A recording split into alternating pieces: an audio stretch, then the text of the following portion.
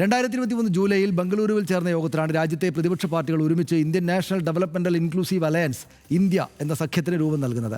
രാഷ്ട്രീയപരമായി വ്യത്യസ്ത നിലപാടുകൾ പുലർത്തുന്നവരായിരുന്നിട്ടും ഏത് വിധേനയും BJP സർക്കാരിനെ താഴെയിറക്കണമെന്ന പൊതുതാൽപര്യമാണ് ഈ പാർട്ടികളെയെല്ലാം ഒരു സഖ്യമായി നിലകൊള്ളാൻ പ്രചോദിപ്പിച്ചത്. എന്നാൽ പ്രതീക്ഷിച്ചതിന് വിപരീതമായി തെരഞ്ഞെടുപ്പിൽ പരാജയപ്പെട്ടതോടെ സഖ്യത്തിലെ ഘടകകക്ഷികൾ തമ്മിലുള്ള എതിർപ്പുകൾ കൂടുതൽ പ്രകടമായി തുടങ്ങിയിരുന്നു. എതിർപ്പുകളെ പരിഹരിച്ച് ഒന്നിച്ചു കൊണ്ടുപോകാൻ ഒരു നേതൃത്വം ഇല്ലാഞ്ഞതും ആ സഖ്യത്തിൻ്റെ നിലനിൽപ്പിനെ തന്നെ ചോദ്യം ചെയ്യുന്ന തരത്തിലേക്ക് കാര്യങ്ങളെ എത്തിച്ചു. ഇന്ന് മുന്നണിയുടെ യോഗത്തിൽ നിന്ന് വിട്ടുനിന്ന DMKയും ആം ആദ്മി പാർട്ടിയും കോൺഗ്രസിനോട് സഹകരിച്ച് മുന്നേറാൻ സാധിക്കില്ല എന്ന നിലപാടിൽ തന്നെയാണ് ഉറച്ചു നിൽക്കുന്നത്. അതിന് കാരണമായി അവർ ചൂണ്ടിക്കാണിക്കുന്നത് കോൺഗ്രസിൻ്റെ അവസരവാദ നിലപാടുകളെയുമാണ്. സഖ്യത്തിനൊപ്പം ഇപ്പോഴും നിലകൊള്ളുന്ന തൃണമൂലിനും CPIM-നും കോൺഗ്രസിൻ്റെ നിലപാടുകളോട് തന്നെയാണ് എതിർപ്പ്. അതുകൊണ്ട് സഖ്യത്തിൻ്റെ മുന്നോട്ടു പോക്കിൽ കോൺഗ്രസ് എടുക്കുന്ന നിലപാടുകൾ നിർണായകമാകും എന്നുറപ്പാണ്.